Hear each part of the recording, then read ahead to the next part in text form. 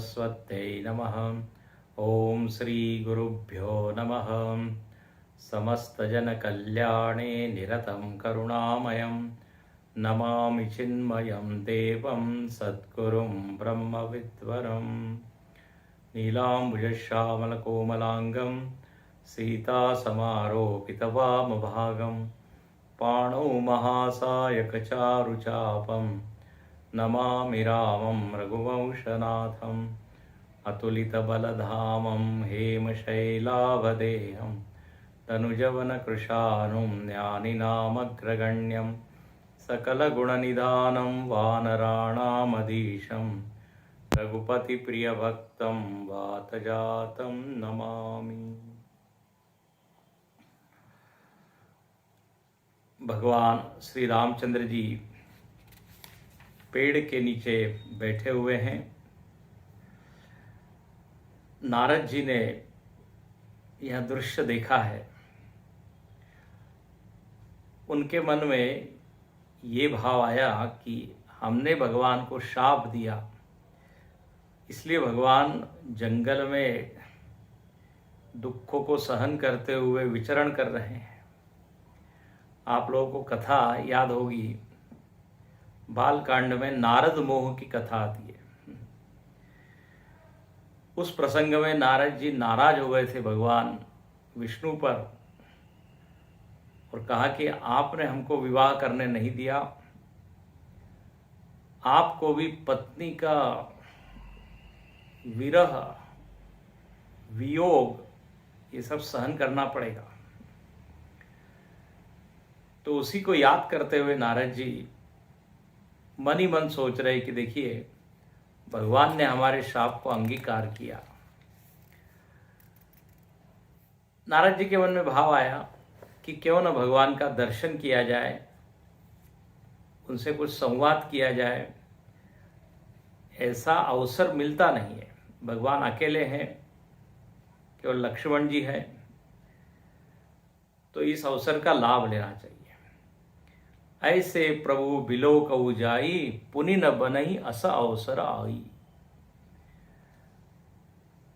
बोले ऐसा अवसर फिर नहीं आएगा। और ये विचार करके नारद जी हाथ में वीणा लेकर राम नाम का स्मरण करते हुए, या वर्णन है रामचरित का गान करते हुए नारद जी पहुंचे हैं। और जैसे ही भगवान ने देखा कि नारद जी आ रहे हैं, नारद जी ने एकदम दंडवत किया भगवान को। भगवान कहने लगे, अरे अरे ये क्या कर रहे हो, तुम्हारा स्थान तो मेरे हृदय में है। राखे बहुत बार उरलाई, बार बार आलिंगन किया है नारद जी को, उनका हाथ पकड़ के बैठाया, स्वागत किया और कहते हैं लक्ष्मण जी ने आदर के साथ नारद जी के चरण धोए। और यह वर्णन है नारद जी भगवान से हाथ जोड़कर कहते हैं, भगवान मैं कुछ मांगना चाहता हूं। देखो 41वें दोहे के बाद बहुत ही सुंदर यह मांग की है। सुनहु उदार सहज रघुनायक, सुंदर अगम सुगम वरदायक। देहु एक बर मागहु स्वामी, यद्यपि जानत अंतर जामी। देहु एक बर जानहु मुनि तुम मोर सुबाहु। जनम न कबहु कि करऊ दुराहु, कवन वस्तु असि प्रिय मोहि लागी।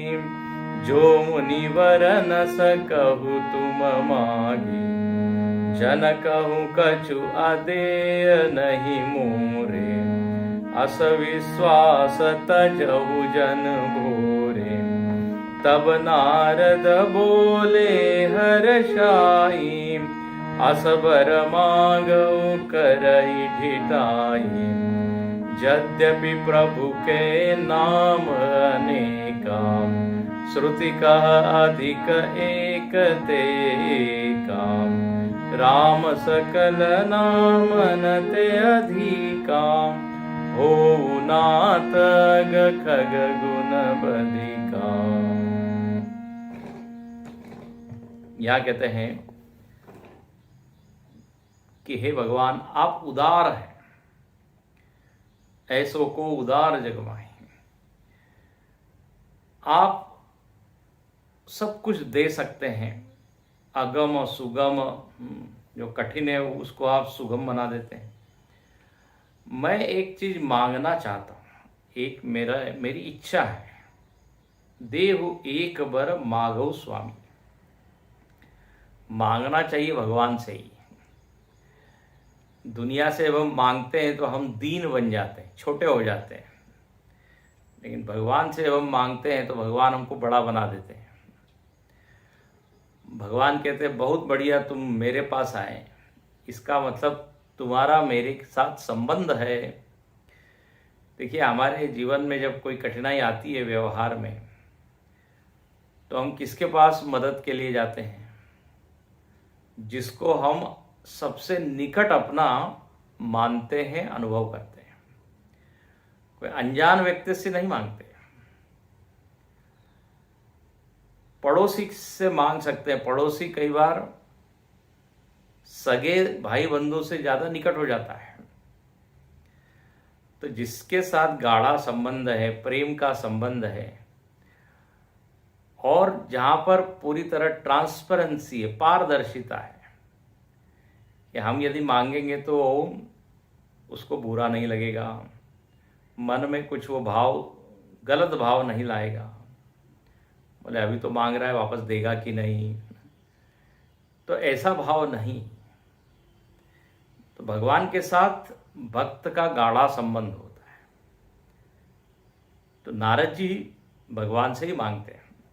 आप बालकांड के भी प्रसंग को देखिए, तो जब उनको विवाह करने की इच्छा हुई और सुंदर रूप की आवश्यकता पड़ी, तो भगवान के पास ही गए। बोले आप मेरा हित कीजिए। भगवान ने कहा मैं आपका परम हित करूंगा।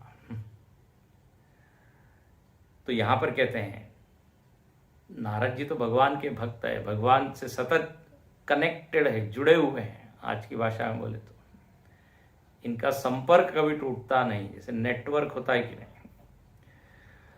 तो यहां पर कहते हैं कि आप अंतर्यामी है, आप यद्यपि सब जानते हैं, लेकिन मैं कुछ मांगना चाहता हूं। भगवान ने कहा अरे वाह, आप तो मेरे स्वभाव को जानते ही हो, तो उसमें संकोच क्या है, उसमें छिपाव दुराव क्या है, भय क्या है?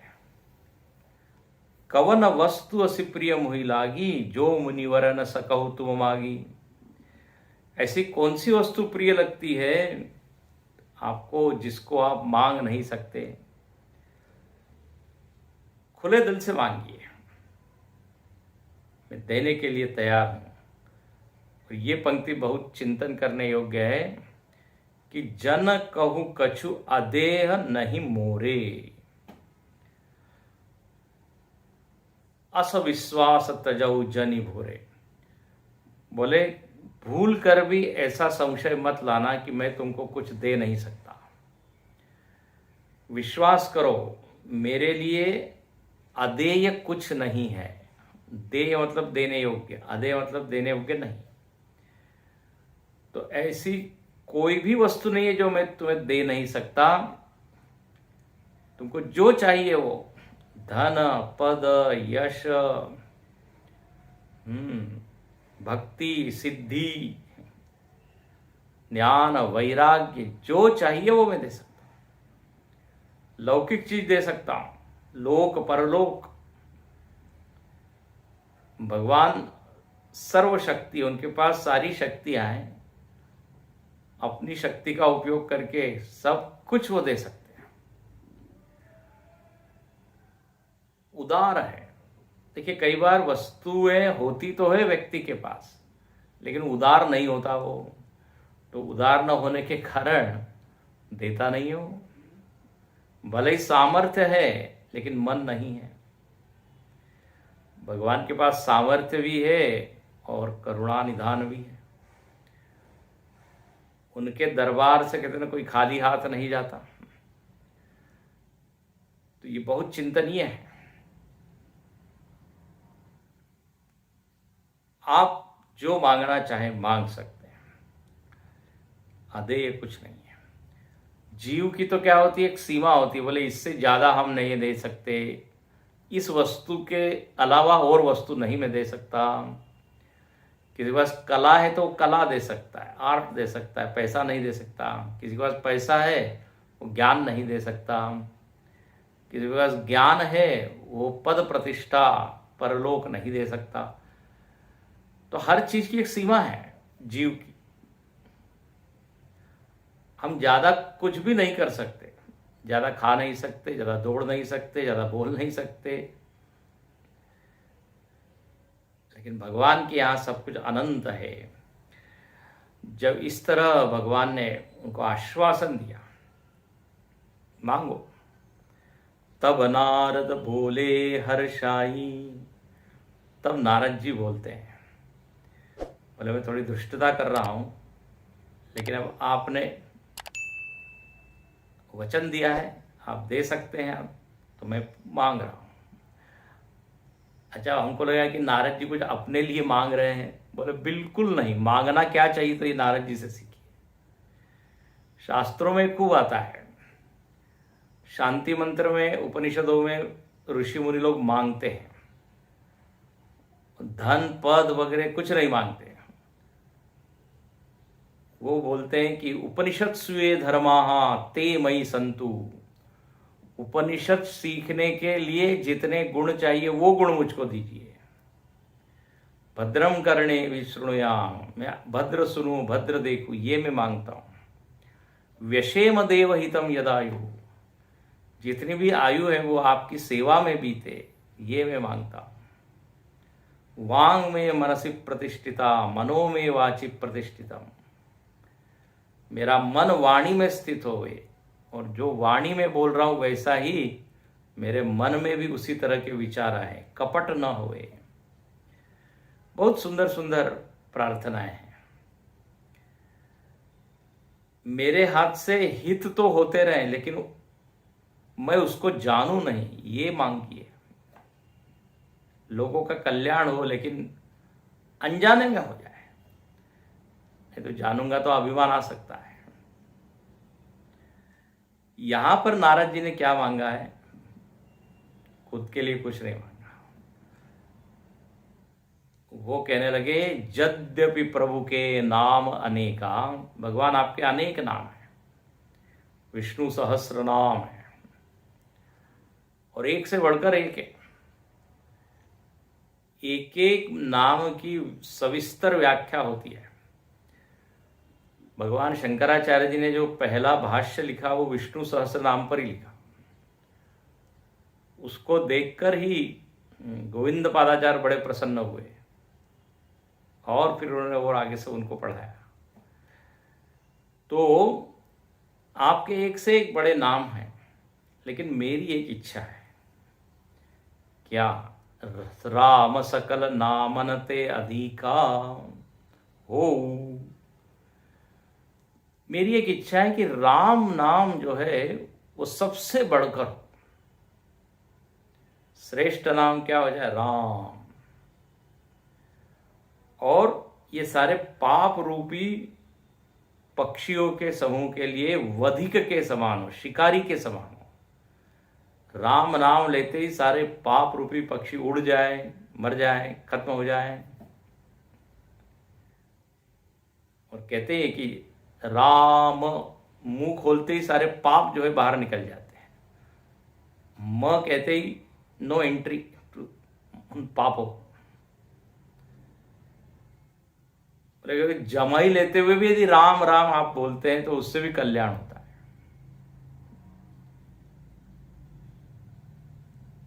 तो राम राम बोलते ही पाप सब नष्ट हो जाए। जैसे हम कोई मच्छर वगैरह आ जाते हैं कमरे में तो खिड़की खोल के उसको भगा देते हैं और वो एंटर करे उसके पहले बंद कर देते हैं। राम कहते ही सारे पाप समाप्त हो जाएं, ये मेरी इच्छा है। आपका यह नाम श्रेष्ठ हो।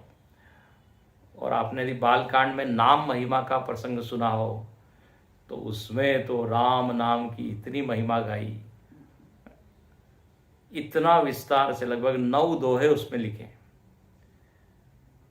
और सिद्ध कर दिया तुलसीदास जी ने कि राम नाम सगुण ब्रह्म निर्गुण ब्रह्म दोनों से ऊंचा है। सगुण निर्गुण ब्रह्म राम नाम के अधीन है। राम नाम का ये दीर्घ काल तक प्रेम से भाव से कोई जप करे तो सगुण उपासक को सगुण ब्रह्म का ज्ञान हो जाता है, निर्गुण को निर्गुण का। इसलिए वहां अंत में लिख दिया, राम न सकई नाम गुण गावे। राम जी भी राम नाम का गुण गा नहीं सकते। एक राम जी ने अनेक लोगों का उद्धार किया, लेकिन नाम ने तो अमित उद्धारे, अमित लोगों का उद्धार किया। There is no limit, no counting. तो यहां पर नारद जी ने यही मांगा और कहने लगे, कितनी कविता की भाषा में कहते हैं, इसी राम नाम की महिमा बढ़ते चले जाए। कहने लगे, राकार जनी भगति तब राम नाम सोई सोम, अपर नाम उड़गन विमल बसौ भगत उरव्योम। बहुत सुंदर यहाँ उपमा दी है। कहते हैं जो भक्त है उनका हृदय निर्मल आकाश के समान है। निर्मल आकाश में पूर्णिमा की समझ लीजिए रात्रि है, तो जो भक्ति है ना, ये भक्ति ही वो रात्रि है। तो आकाश है, आकाश में रात्रि है। तो हृदयाकाश और हृदयाकाश में जो भक्ति है वो रात्रि। और कौन सी रात्रि? तो बोले पूर्णिमा की रात्रि। पूर्णिमा को चंद्रमा 16 कलाओं से युक्त, दैदीप्यमान, प्रकाशमान, अत्यंत आकर्षक, मोहक होता है। तो बोले ये राम नाम क्या है, यही पूर्ण चंद्रमा हो जाए और बाकी सब नाम जो है वो तारे के समान, उड़गन तारे के समान हो जाए। मतलब भक्त का हृदय आकाश, भक्ति वो पूर्णिमा की रात, और चंद्रमा राम नाम चमके। बाकी सब नाम भी रहे लेकिन वो तारों के समान हो जाए। कहने का अर्थ यही है कि हमारे हृदय में राम नाम चमकता रहे चंद्रमा की तरह। राम के साथ चंद्र लगा हुआ है, तो बोले नाम में ये चंद्रमा के सारे गुण आ जाए। शीतल हो, प्रकाशमान हो, हाँ, पुष्टि करने वाला हो। बस यही मैं मांगता हूं। कितनी सुंदर ये मांग है। एवमस्तु मुनि सन कहऊ कृपा सिंधु रघुनाथ। भगवान ने कहा, वाह,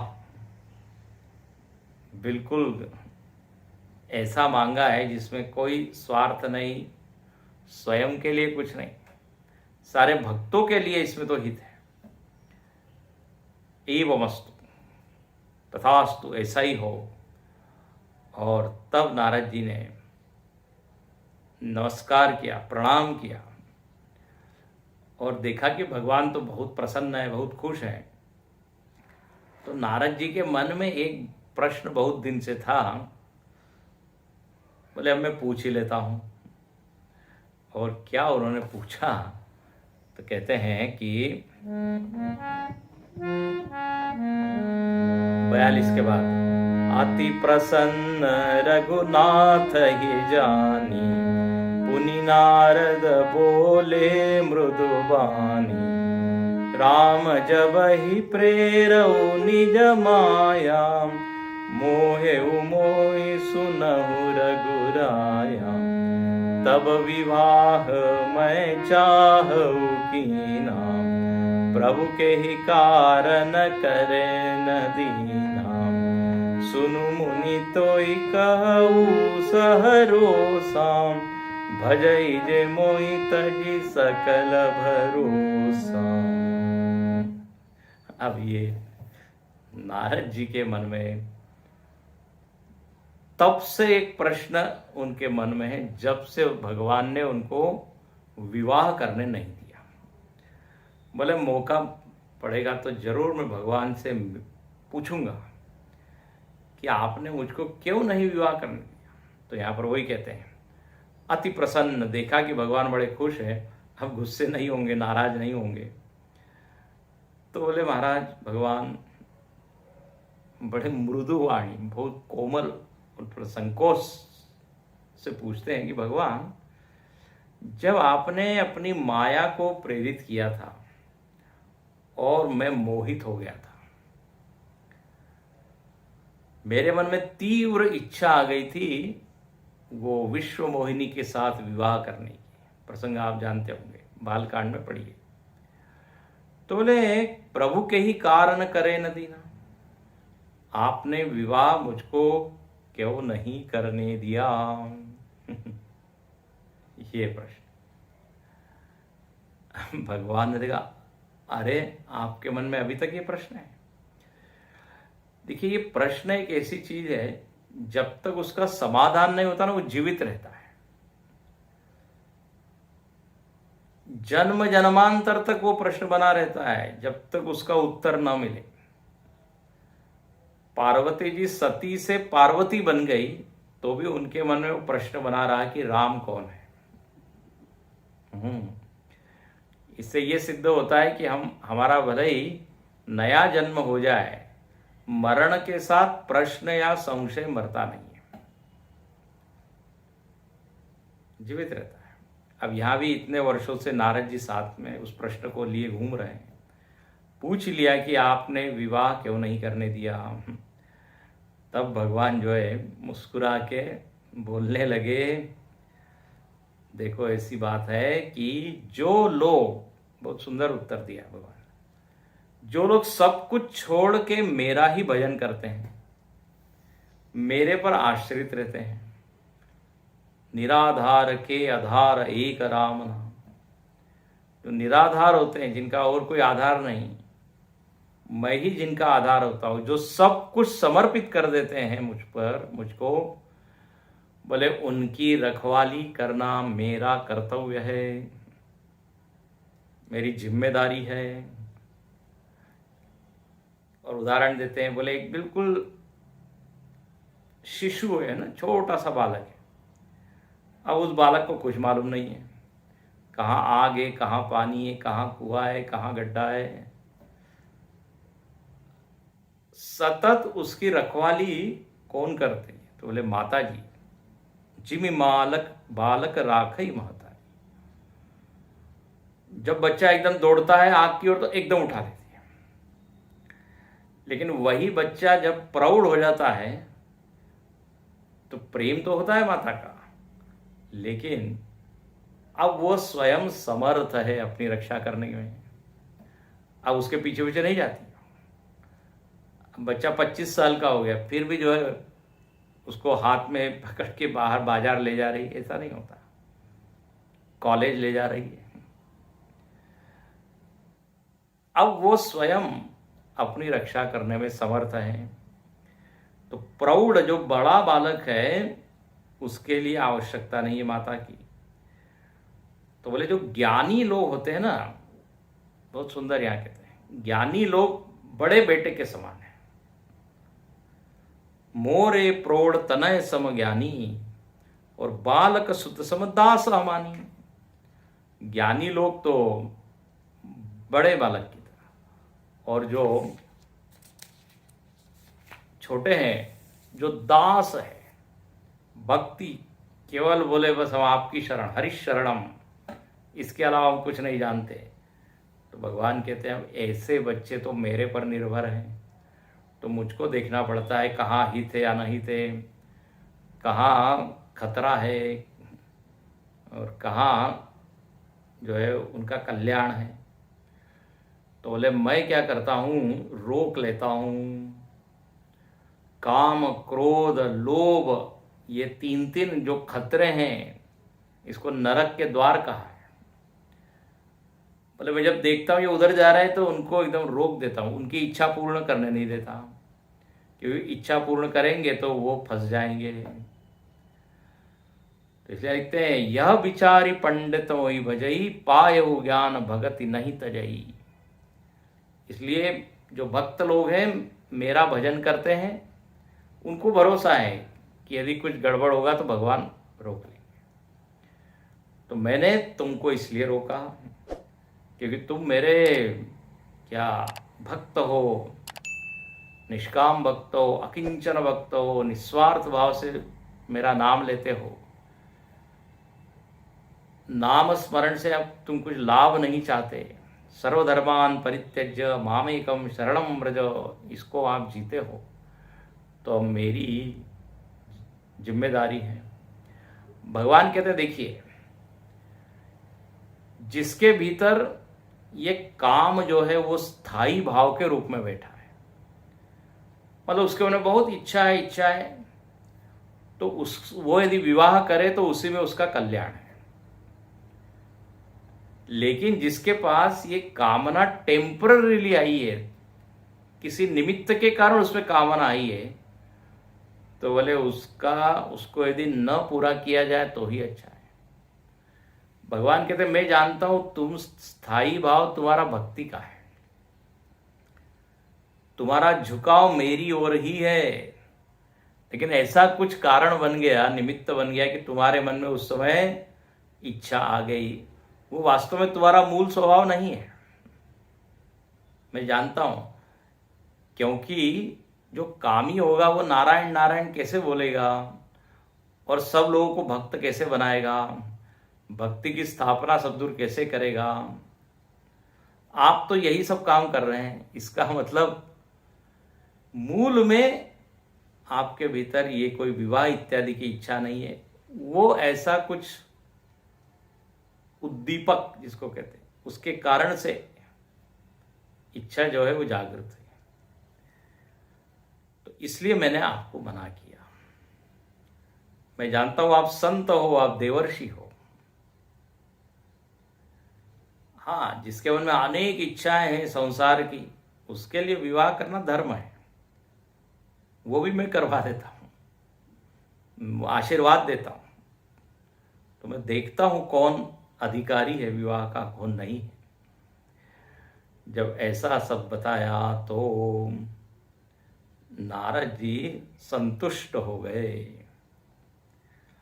और आगे फिर भगवान ने थोड़ा विस्तार से बताया कि जो व्यक्ति साधना करना चाहता है, विरक्त बनना चाहता है, उसको अकेला ही रहना चाहिए, एकांत में रहना चाहिए, तभी वो ध्यान भजन सब कर सकता है। यदि स्त्री के साथ वो उसका संयोग हो जाए, विवाह हो जाए, तो फिर तो एक नया घर गृहस्थी बन जाती है। फिर तो 40-50 साल जो है कर्तव्य निभाते निभाते ही समय हो जाता है। तो बोले इसलिए यहाँ पर अब आगे जो विरक्त है साधक है, उसके लिए कहा है कि वो विवाह इत्यादि का विचार न करे, यदि पूरी तरह वो साधनामय जीवन जीना चाहता हो। कई लोग कहते हैं गृहस्थ में रह के भी हम साधना कर सकते हैं, नो डाउट कर सकते हैं, लेकिन काफ़ी उसमें फिर कठिनाइयाँ भी हैं, क्योंकि अनेक लोगों को मन देना पड़ता है, अनेक लोगों को समय देना पड़ता है। गृहस्थ लोग कर्तव्य प्रधान है, तरह तरह के कर्तव्य है। यहाँ पर नारद जी को यहाँ समझाया है। यहाँ थोड़ी ऐसा लगता है आगे स्त्री की निंदा है, लेकिन स्त्री की निंदा नहीं है, जो विरक्त है उसको सावधान किया है। अच्छा, इसके बाद जो नारद जी है बड़े प्रसन्न हो गए, बोले अब सब मेरा डाउट संशय सब क्लैरिटी मिल गई मुझको, स्पष्टता। और नारद जी कहने लगे कि मैं चाहता हूं कि संत के लक्षण मैं आपके मुख से सुनूं, मेरे में जो संतत्व है वो और बढ़े। जब लक्षण सुनूंगा तो उसकी मैं वृद्धि करूंगा। तो आप मुझको संत के लक्षण सुनाइए। और ये प्रसंग बहुत ही मीठा है, हालांकि थोड़ा सा कुछ ही चौपाई है, लेकिन यहाँ पर संत कौन है, संत के क्या क्या गुण है, उसकी एक सूची दी हुई है। जैसे आपने देखा होगा स्थितप्रज्ञ कौन है, उसके लिए भगवान ने 18 श्लोक बोल दिए। साधक कौन है, तो 13वें अध्याय में भगवान ने 20 गुण बताए। दैवी संपत्ति क्या होती है, तो 26 गुण बताए 16वें अध्याय में। ऐसे ही यहाँ पर कहते हैं कि हमको संत के लक्षण बताइए, तो लगभग 35-36 लक्षण यहाँ पे बताए हैं। बड़ा मीठा प्रसंग है, इसके ऊपर 10 दिन प्रवचन हो सकता है, एक एक लक्षण पे एक एक दिन, 2-2 दिन। तो सुनिए क्या बोलते हैं भगवान। संतन के लक्षण रघुवीरा, कहु नाथ भव भंजन भीरा। सुनी सुनु मुनि संतन के गुण कहूँ, जिनते मैं उन के बस रहूँ। षड विकार जित अनग कामा, अचल अकिंचन सुचि सुख धामा। अमित बोध अनिहमित भोगी, सत्य सार कवि कोविद जोगी। सावधान मानद मदहीना, धीर धर्म गति परम प्रवीणा। कहते हैं सुनिए, अब आप पूछ रहे हैं आपकी ये भी इच्छा हम पूर्ण कर देते हैं। वो इच्छा तो पूर्ण नहीं की, उसका कारण हमने बता दिया, लेकिन अब ये इच्छा तो जरूर हम पूर्ण करेंगे, सुनाते हैं।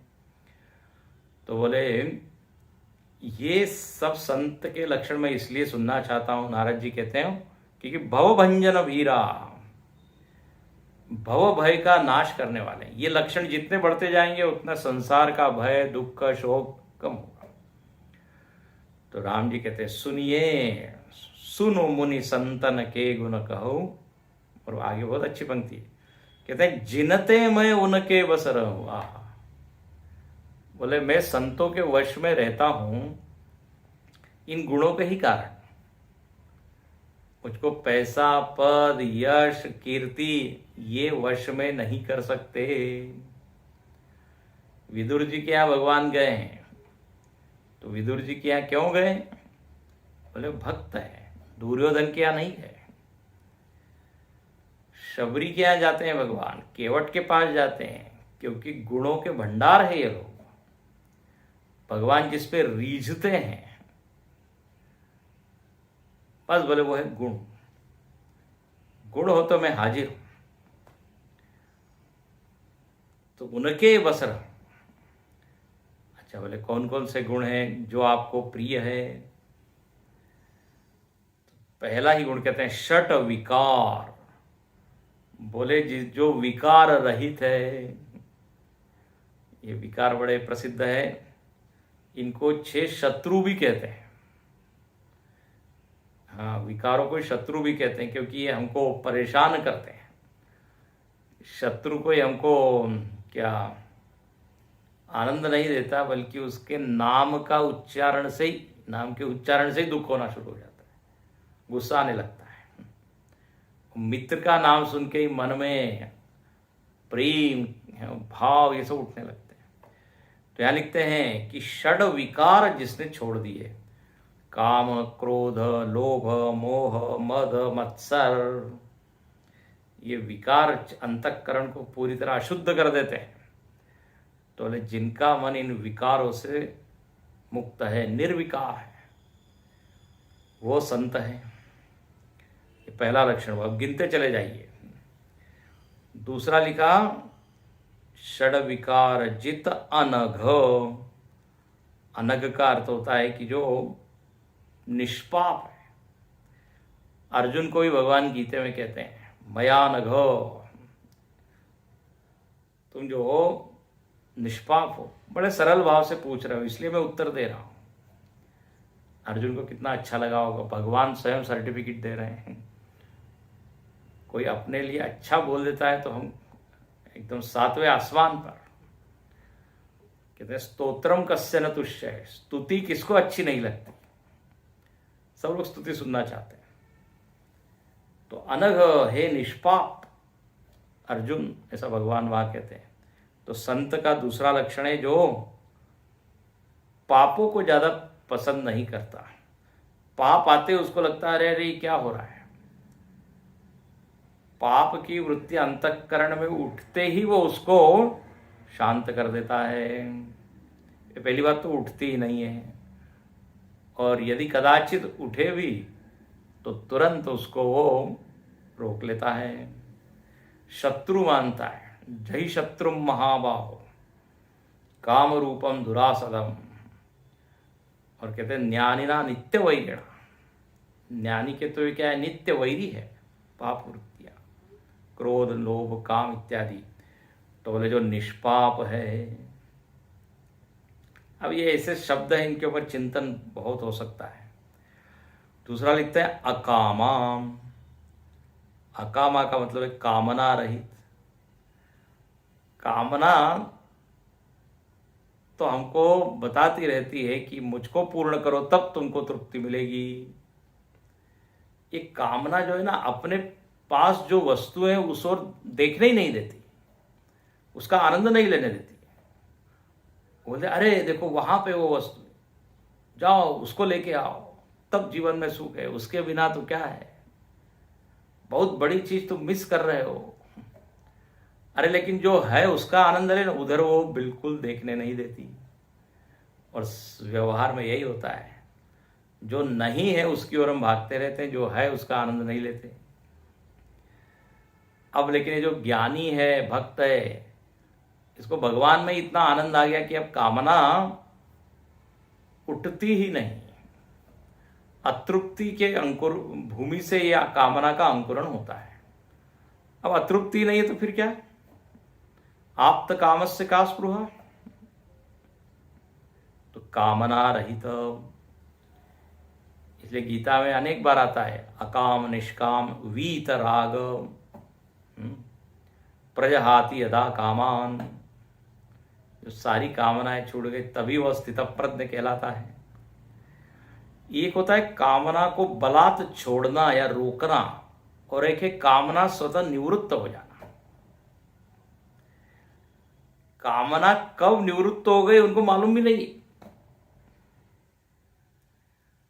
अपने जीवन में भी होता है, अनेक चीजों की इच्छा कब छूट गई हमको पता ही नहीं है। जैसे जैसे हमारी आयु बढ़ती है, इच्छाओं से हम मुक्त हो जाते हैं, कोई इसके लिए बहुत प्रयत्न नहीं करना पड़ता,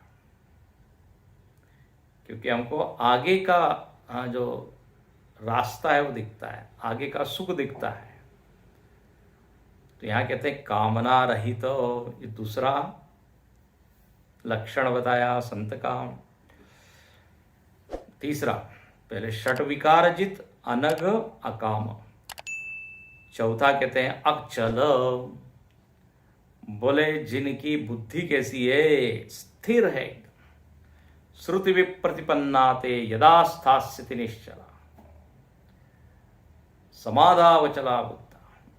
बुद्धौ, गीता में भगवान कहते हैं, बोले जब साधक साधना करता है तो उसकी बुद्धि बड़ी अस्थिर होती है।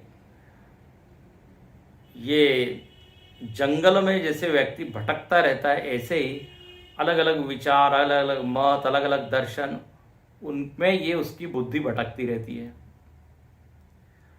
अनेक शास्त्र, अनेक संत, लेकिन एक समय आता है जब उसकी बुद्धि धीरे धीरे एकाग्र होने लगती है, स्थिर होने लगती है, और उसको चित्र स्पष्ट होने लगता है कि सत्य क्या है,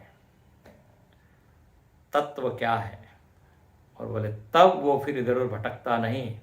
व्यवसायात्मिका बुद्धि एकेह कुरुनंद बहुशाखा अनंताश्च बुद्धयो अव्यवसायिना।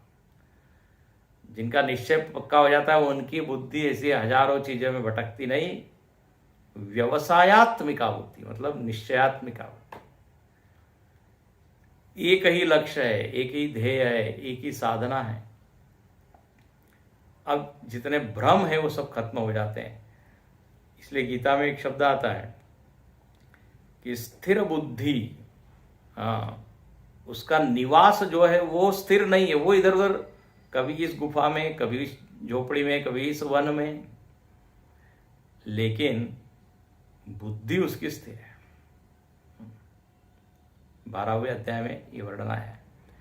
तो बोले इस तरह चलो आगे हम देखेंगे। अकिंचन सुचिधामा, आज हमने 1 2 3 4 लक्षण देखे संत के। अभी बहुत लंबी सूची है, आज यहीं रुकते हैं। ओम पूर्णमद पूर्णमिदं पूर्णात् पूर्णमुदच्यते पूर्णस्य पूर्णमादाय पूर्णमेवावशिष्यते। ओम शांति शांति शांति। हरि ओम श्री गुरुभ्यो नमः। हरि ओम।